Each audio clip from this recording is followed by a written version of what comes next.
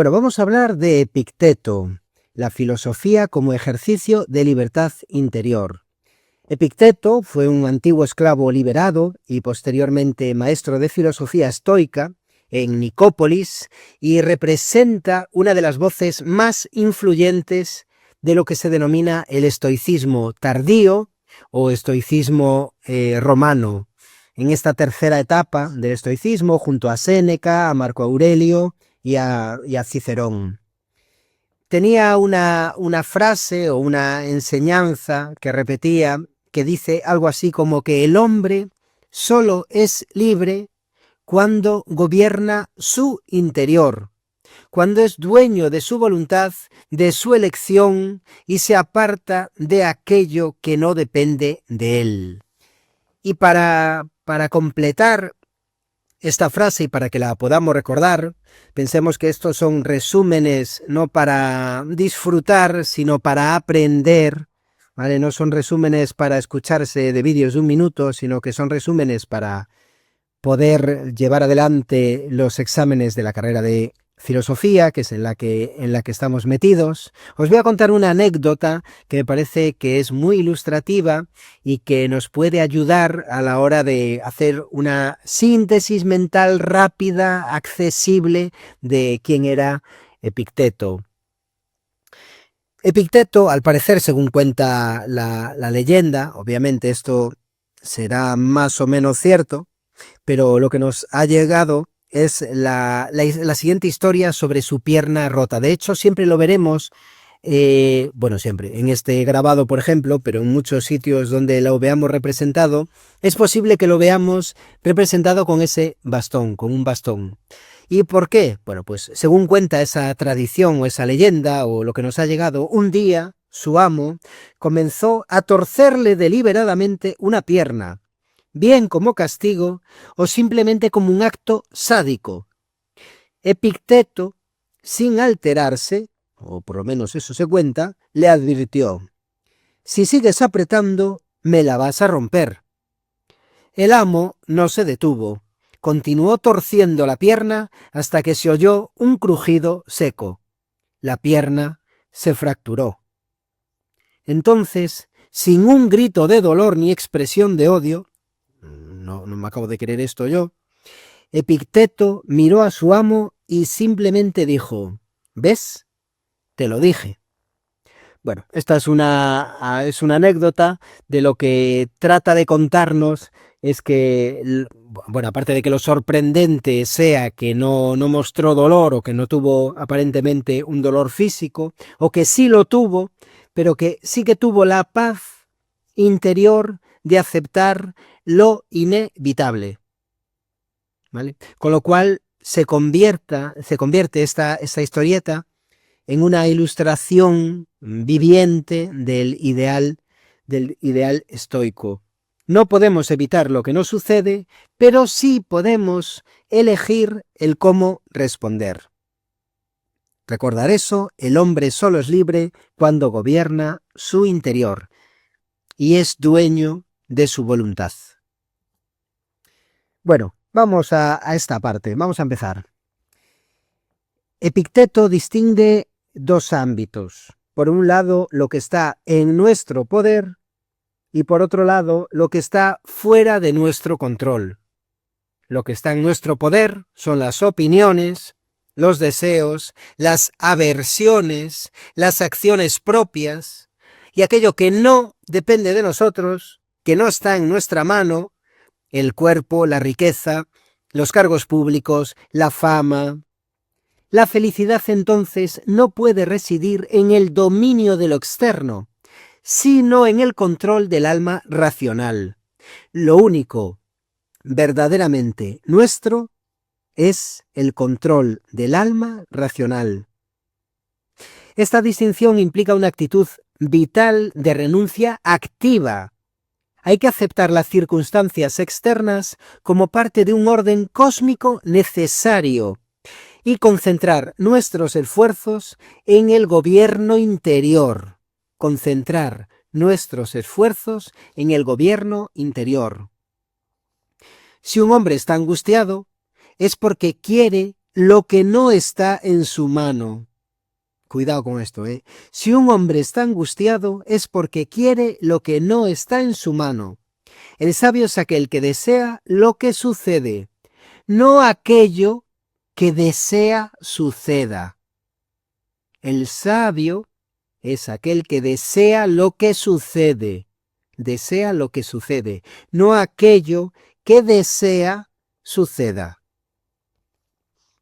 Epicteto, en continuidad con la tradición estoica, considera que el ser humano está dotado de una chispa divina, el hegemonicón, y la parte racional del alma, que debe de regir las elecciones, se llamaría la proairesis o proairesis. Entonces tendríamos una chispa divina que se llamaría hegemonicón y lo que sería la capacidad de elección racional se llamaría la proairesis. La virtud consiste en conservar intacto este principio rector, haciéndolo inmune a las pasiones, a las influencias externas o a los golpes del destino. La virtud consiste en conservar intacto este principio rector, haciéndolo inmune a las pasiones, a las influencias externas o a los golpes del destino. La belleza verdadera no reside en el cuerpo, sino en la elección correcta. Como dice a propósito de Alcibíades, el hermoso discípulo de Sócrates, lo que importa no es la lozanía externa, sino la rectitud de la voluntad. Y dice también, adorna tu elección, extirpa los juicios viles. Adorna tu elección, extirpa los juicios viles. Las pasiones, para Epicteto, no son inevitables, son juicios erróneos que el alma consiente. Las pasiones son juicios erróneos que el alma consiente. Y aquí, como en Séneca, hay un análisis temporal de los estados pasionales.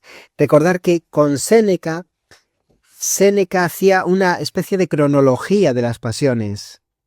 Había 3 momentos para Séneca en las pasiones. Un primer momento era una reacción fisiológica. Un segundo momento era un error racional por asentir eso que veíamos. Y en un tercer tiempo había una entrega a la pasión. Entonces, por parte de Séneca, las pasiones tenían una cronología. Primero, reacción fisiológica. Segundo, un error racional de asentir esa reacción. Y por último, una entrega a la pasión. Por parte de Epicteto, los estados pasionales tienen el siguiente análisis temporal. Primero, surge un impulso, ya bien sea físico o mental, pero solo cuando el alma da su asentimiento, este impulso se convierte en pasión. De ahí que recomiende vigilar las fantasías, es decir, los pensamientos que suscitan el deseo, el temor o la tristeza. ¿De acuerdo? Entonces, el análisis temporal para Epicteto de los estados pasionales serían, primero, que surge un impulso, ya sea físico o mental, y en un segundo momento, solo cuando el alma da el asentimiento a ese impulso físico o mental, ese impulso de pronto se convierte en pasión. De ahí que eso recomiende vigilar las fantasías, es decir, aquellos pensamientos que susciten el deseo, el temor o la tristeza. La vida filosófica implica un entrenamiento constante, una vigilancia de sí mismo, una vida de milicia. La filosofía no es especulación, la filosofía no es especulación, sino práctica, ascetismo y disciplina. Y aquí lo que hace es que equipara al sabio como un soldado obediente. ¿Obediente a quién? A su capitán. ¿Y quién es su capitán? La voluntad divina. El sabio es como un soldado obediente a su capitán, que es la voluntad divina. Epicteto asume la visión estoica del universo como un cosmos ordenado por el logos, la razón divina. Todo lo que sucede forma parte de ese orden y por tanto la libertad consiste en querer lo que sucede. La libertad consiste en querer lo que sucede, en acompasar nuestra voluntad a la del cosmos, es decir, amoldarnos a los hechos. Hay una imagen de Cleantes, recogida también por Séneca, que es, bueno, yo me parece muy buena para poder ponerla incluso en el examen, que resume muy bien la actitud, esta actitud estoica. Esta imagen de Cleantes es la siguiente. Al que quiere lo guían los hados, al que no quiere lo arrastran. Al que quiere lo guían los hados, al que no quiere lo arrastran. Y esto lo podéis concatenar con esa otra imagen del carro y del perro. Del carro y del perro. Yo creo que esto, no estoy muy seguro ahora, lo estoy buscando por aquí en mis apuntes, pero creo que esto era una imagen que nos daba Séneca, como decía antes, yo creo que era Séneca, sí, y viene a decir lo siguiente, cuenta esta historia lo siguiente.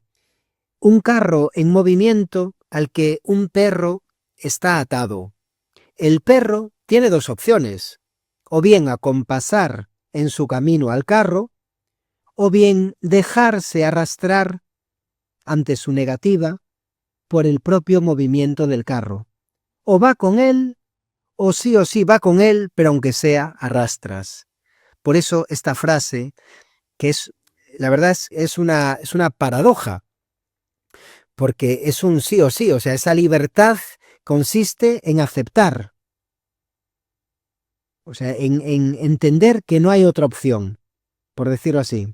Quien obedece a la necesidad cósmica es el más libre de todos. El que obedece a la necesidad cósmica es el más libre de todos. No hay libertad en imponer el deseo propio a un mundo indiferente. El mundo es indiferente a nuestras opiniones, a lo que queramos o no. No hay libertad, por tanto, en imponer nuestro propio deseo. La verdadera libertad está en la aceptación racional del destino, aceptación racional, con el raciocinio. ¿Vale? No es simplemente un dejar pasar, sino es el entender perfectamente que eso es un designio cósmico y que tenemos que aceptarlo de forma racional. Al fin y al cabo, el universo, para Epicteto, es una gran ciudad, una polis, común a dioses y a hombres. Bueno, a la humanidad, hombres y mujeres. Ya sabéis que en este caso siempre se habla de hombres, pero es a la humanidad. ¿Y por qué? Porque tanto los dioses como los hombres tienen la capacidad de raciocinio, con lo cual hay una gran ciudad, que no es una ciudad física, simplemente es un concepto, hay una gran ciudad que es una polis, que es común a todos, y es el universo. El sabio se sabe, se conoce como ciudadano del mundo, no de un lugar particular.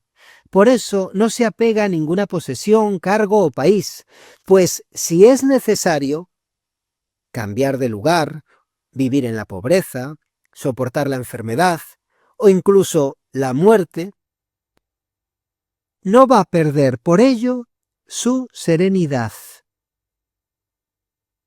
El sabio no se apega a ninguna posesión, cargo o país. Esta perspectiva universalista refuerza el desprecio por lo accidental. Desprecio por lo accidental. La belleza, el poder, la fama o el placer no valen nada. Todo esto, dice Epicteto, puede estar en manos de un libertino, de una prostituta o de un pirata. Lo que tiene valor verdadero es el alma que ha logrado vivir de acuerdo con la razón. Da igual si eres libertino, prostituta, pirata, sabio o gobernante. Lo que tiene valor verdadero es el alma que ha logrado vivir de acuerdo a la razón. Epicteto va a ver al filósofo como un hombre que se vigila a sí mismo. Es decir, se vigila a sí mismo como si fuera un enemigo. Hay que estar atento a nosotros mismos como si fuéramos un enemigo. El filósofo tiene que haber suprimido el deseo y ordenado sus aversiones. Este modelo de sabio es profundamente exigente, pero también profundamente liberador. Supone una independencia radical respecto al juicio ajeno, ya que insta a no temer la desaprobación por parte de otros si uno actúa correctamente. En eso consiste la independencia también, en no temer la desaprobación si uno actúa correctamente. En definitiva, Epicteto formula lo que se denomina una ética de la autarquía del alma. Autarquía del alma. Una autarquía es una autosuficiencia, una independencia absoluta. Por eso Epicteto formula una ética de la autarquía del alma, en la que la serenidad y la libertad no se obtienen a través del poder o el éxito, sino a través del dominio interior, el desprecio de lo que no depende de nosotros y el consentimiento sereno a lo que la razón cósmica dispone. Bueno, hasta aquí este resumen de Epicteto.